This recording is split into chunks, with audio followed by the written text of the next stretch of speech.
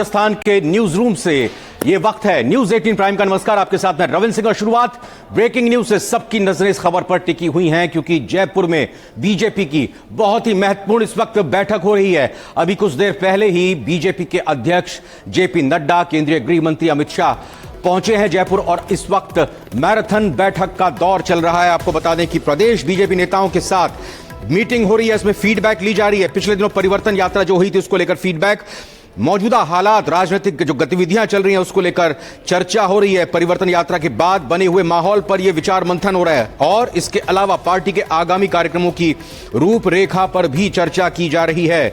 आपको बता दें कि बीजेपी की तरफ से विधानसभा चुनाव के टिकट की पहली सूची यानी उम्मीदवारों की पहली सूची को लेकर भी इस मीटिंग में मंथन हो सकता है। टिकटों की घोषणा कब की जाए इस पर भी मंथन संभव है कि टिकट फाइनल तो कर लें, पहली लिस्ट को पूरी तरह से तय तो कर लें, लेकिन इसको जारी कब किया जाए, क्या टाइमिंग रखी जाए, तो तमाम मसलों पर चर्चा इस मीटिंग में हो रही है। और सवाल यह भी कि टिकटों की घोषणा कब की जाए, इस पर मंथन हो रहा है। सांसदों को चुनाव लड़ाने पर भी चर्चा हो रही है। राजस्थान में बीजेपी के 24 सांसद हैं, तो किस सांसद को जिम्मेदारी विधानसभा में दी जाए, इसको लेकर चर्चा। कोर कमेटी के बाद चुनाव प्रबंधन को लेकर चर्चा होगी, यानी अभी जो कोर कमेटी की मीटिंग हो रही है उसके बाद चुनाव प्रबंधन को लेकर चर्चा होगी। और बैठक में राष्ट्रीय संगठन महामंत्री BL संतोष भी मौजूद हैं। वहीं बड़े नेता राजस्थान से आने वाले पूर्व मुख्यमंत्री वसुंधरा राजे, नेता प्रतिपक्ष राजेंद्र राठौड़, उप नेता प्रतिपक्ष सतीश पूनिया, इसके अलावा अरुण सिंह बैठक में मौजूद हैं। विजय राहटकर बैठक में मौजूद हैं। सह प्रभारी नितिन पटेल भी इस दौरान मीटिंग में मौजूद हैं। गजेंद्र सिंह शेखावत केंद्रीय मंत्री और साथ ही साथ सांसद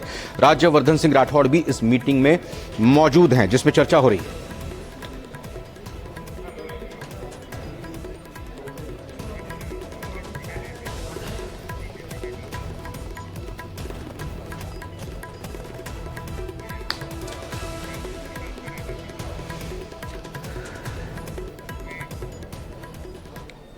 और इस बीच कैलाश विजयवर्गीय मध्य प्रदेश से आते हैं, बीजेपी के नेता हैं।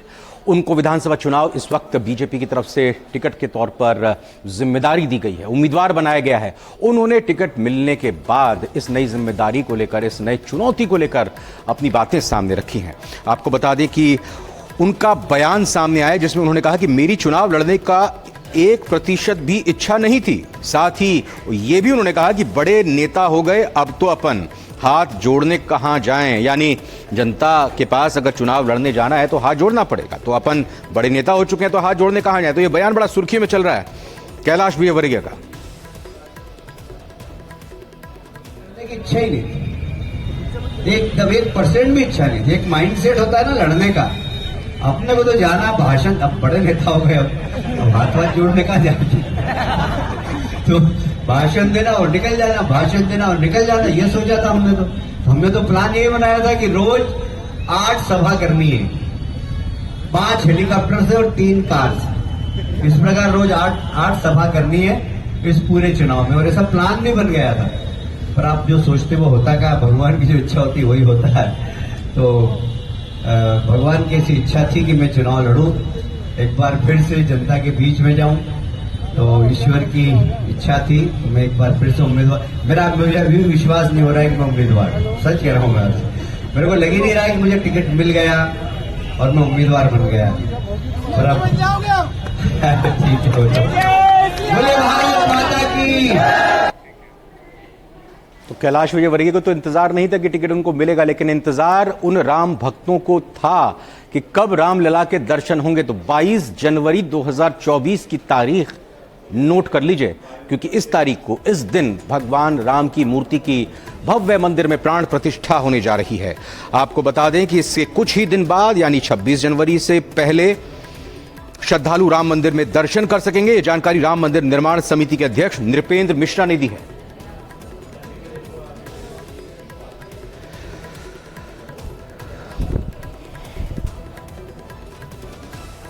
कितने दिनों का कार्यक्रम है ये साधु संत महात्मा करेंगे, लेकिन तिथि, जिस तिथि को प्रधानमंत्री जी आएंगे, प्राण प्रतिष्ठा का समापन उसी दिन उनकी उपस्थिति में होगा।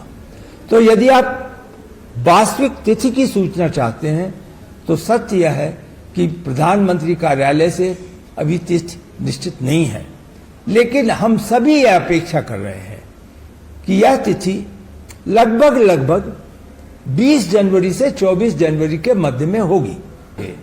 नए मंदिर में, मंदिर तो आज भी है, लेकिन नए मंदिर में जहां भगवान विराजेंगे वो कब से शुरू करेंगे? तो यह लगभग ट्रस्ट ने निर्णय ले लिया है।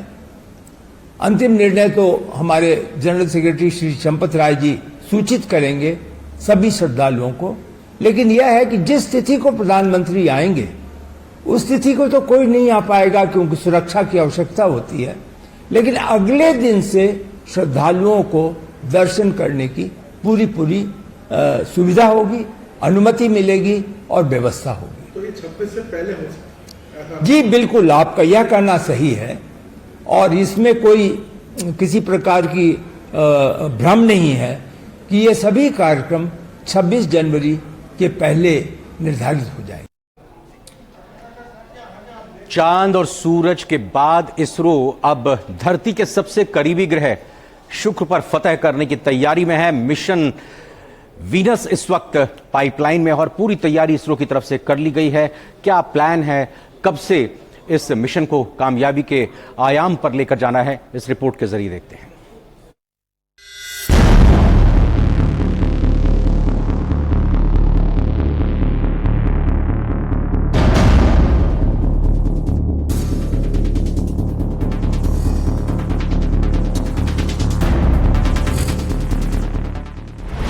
चांद और सूरज हुआ हमारा, अब शुक्र ग्रह की है बारी। प्लान पक्का, इसरो है तैयार, अब की बार शुक्र पार। सुदूर अंतरिक्ष के अज्ञात रहस्यों को खोजने की स्पेस रेस में भारत अब तेज गति से आगे बढ़ रहा है। धरती के सबसे निकट खगोलीय पिंड चांद, मंगल और सूरज के अध्ययन के लिए सफल मिशन के बाद अब भारतीय अंतरिक्ष अनुसंधान संगठन यानी कि इसरो ने शुक्र ग्रह के रहस्यों को भेदने की तैयारी कर ली है, जिसकी इसरो के अध्यक्ष एस सोमनाथ ने घोषणा की। राजधानी नई दिल्ली में इंडियन नेशनल साइंस अकादमी को संबोधित करते हुए इसरो चीफ एस सोमनाथ ने कहा कि हमारे तारामंडल के सबसे चमकीले ग्रह शुक्र पर मिशन भेजने की सारी तैयारियां पूरी हो गई हैं। इसके लिए पेलोड पहले ही विकसित हो चुके हैं। पृथ्वी और शुक्र में समानता का जिक्र करते हुए सोमनाथ ने कहा, वीनस एक इंटरेस्टिंग ग्रह है और इसे एक्सप्लोर करने से स्पेस साइंस क्षेत्र में कुछ सवालों के जवाब देने में मदद मिलेगी। साथ ही उन्होंने कहा कि शुक्र के लिए मिशन पहले से ही कॉन्फ़िगर किया जा चुका है।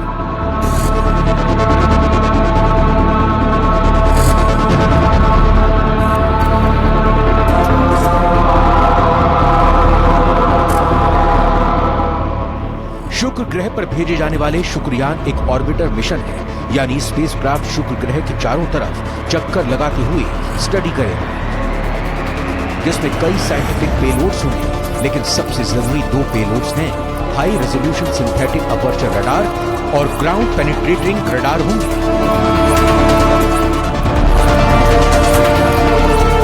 शुक्रयान अंतरिक्ष से शुक्र ग्रह की भौगोलिक संरचना और ज्वालामुखीय गतिविधियों की स्टडी करेगा, साथ ही उसके जमीनी गैस उत्सर्जन, हवा की गति, बादलों और अन्य चीजों की भी स्टडी करेगा। शुक्रयान एक अंडाकार कक्षा में शुक्र के चारों तरफ चक्कर लगाएगा और इस मिशन की लाइफ 4 साल तक की होगी।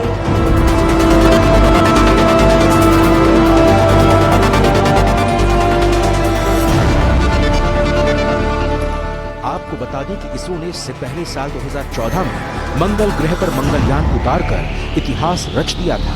इसके बाद हाल ही में चंद्रमा पर चंद्रयान 3 की ऐतिहासिक लैंडिंग हुई है। साथ ही सूरज के बाहरी परत के अध्ययन के लिए आदित्य L1 मिशन को भी सफलतापूर्वक लॉन्च किया गया है, जो फिलहाल L1 बिंदु पर पहुंचने के अपने सफर पर है। ऐसे में इसरो शुक्र मिशन को लेकर कॉन्फिडेंट है। साथ ही इसरो की तैयारियां भी पूरी हैं। Bureau report, news 18।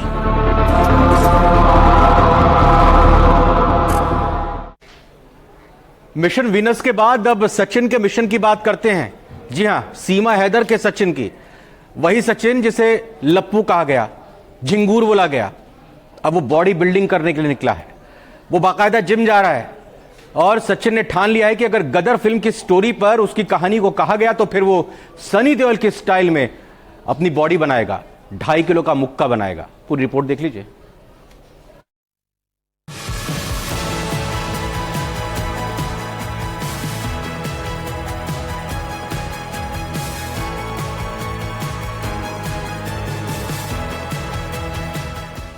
जिसे लप्पू कहा गया, जिसे झिंगुर कहकर अपमान किया गया, अब सीमा के उसी सचिन ने जिम में पसीना बहाना शुरू कर दिया है।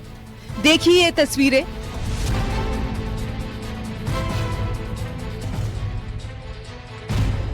सचिन मीणा का ये वीडियो नोएडा के एक जिम का है। वीडियो में सचिन पोज देता हुआ दिखाई दे रहा है। ये वीडियो करीब 15 सेकंड का है। वीडियो में सचिन के साथ एक ट्रेनर भी दिखाई दे रहा है। खबर है कि सीमा का सचिन आजकल जिम में पसीना बहा रहा है और डोले शोले बनाने में जुटा हुआ है। लोगों का कहना है कि सचिन आजकल रोज जिम जा रहा है।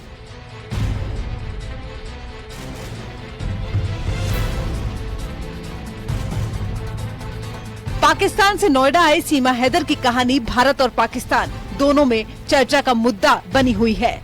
सोशल मीडिया में सीमा के कई वीडियो वायरल हैं। सीमा को डांस का शौक है, वो रील भी बनाती है जिसे सोशल मीडिया में खूब पसंद किया जाता है। लोग सीमा हैदर की खूबसूरती के दीवाने हैं, लेकिन सोशल मीडिया में सचिन को लेकर तरह तरह के कमेंट किए जा रहे थे। यहाँ तक कि सचिन के लिए लप्पू और झिंगुर जैसे शब्दों का भी इस्तेमाल किया गया है। सचिन में लप्पू सा सचिन, झिंगर सा लड़का, बोलना या पे आवे ना, बोलिए पावे ना, और कभी बोलने की कोशिश करे तो सीमा हैदर हाथ पकड़ ले और मुंह पे हाथ रख दे। ये प्यार है?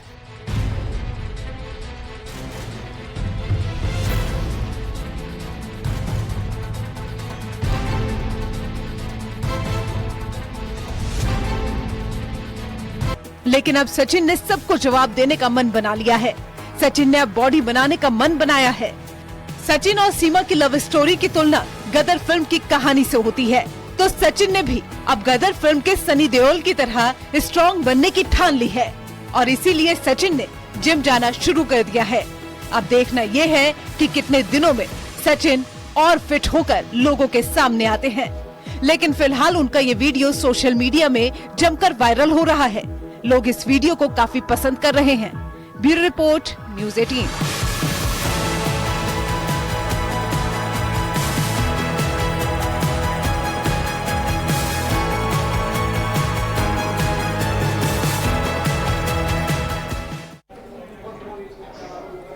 न्यूज़ 18 प्राइम में फिलहाल वही हाफिज सईद जो 26/11 मुंबई हमलों का मास्टरमाइंड है, वही हाफिज सईद जो भारत के आतंकवादियों की टॉप लिस्ट में शुमार है। उस हाफिज सईद का बेटा किडनैप हो गया, पाकिस्तान के पेशावर से अपहरण कर लिया उसका। सोशल मीडिया पर लगातार चर्चा हो रही है।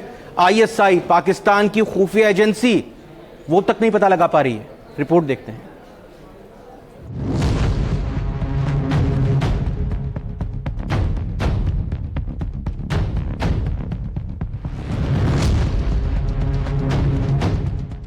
पाकिस्तान से सूत्रों के हवाले से बड़ी खबर आई है।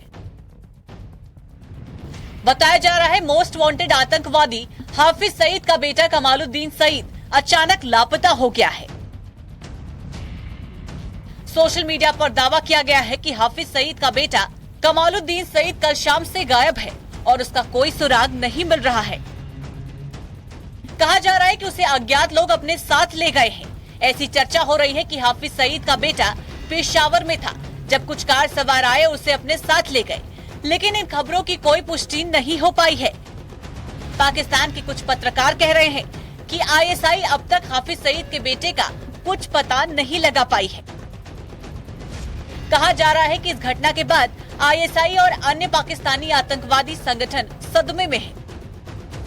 आतंकी संगठनों में हड़कंप मचा हुआ है। उन्हें यकीन नहीं हो रहा है कि ऐसा भी हो सकता है, कोई हाफिज सईद के बेटे को किडनैप भी कर सकता है।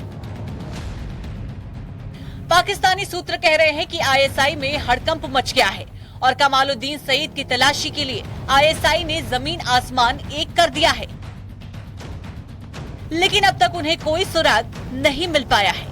सूत्रों के मुताबिक पाकिस्तानी एजेंसियों में हड़कंप इसलिए भी मचा है क्योंकि पिछले दिनों कई वांटेड आतंकियों की हत्या कर दी गई है, जिसमें भारत के भगोड़े खालिस्तानी आतंकी भी शामिल है। वहीं पिछले साल हाफिज सईद के घर के पास बम धमाका भी हुआ था और पाकिस्तानी एजेंसियों ने दावा किया था कि हाफिज सईद को मारने की कोशिश की गई थी और अब हाफिज सईद के बेटे को किडनैप करने की खबरें आ रही है। लेकिन फिलहाल खबर की कोई पुष्टि नहीं हो पाई है। पाकिस्तान की कोई एजेंसी भी इस बारे में कुछ भी बोलने को तैयार नहीं है। हाफिज सईद मुंबई हमले का मास्टरमाइंड है। सईद पर भारत में आतंकी हमले कराने के कई आरोप हैं और उसके खिलाफ केस भी चल रहा है। हाफिज के बेटे के किडनैप होने की खबर का सच क्या है, ये तो साफ हो ही जाएगा। लेकिन अगर ये खबर सही है तो ये आतंकियों के लिए किसी झटके से कम नहीं। Bureau report, news 18। एक और छोटे से ब्रेक का वक्त हुआ, आप कहीं में जाइएगा, बने रहिए न्यूज़ 18 प्राइम के साथ।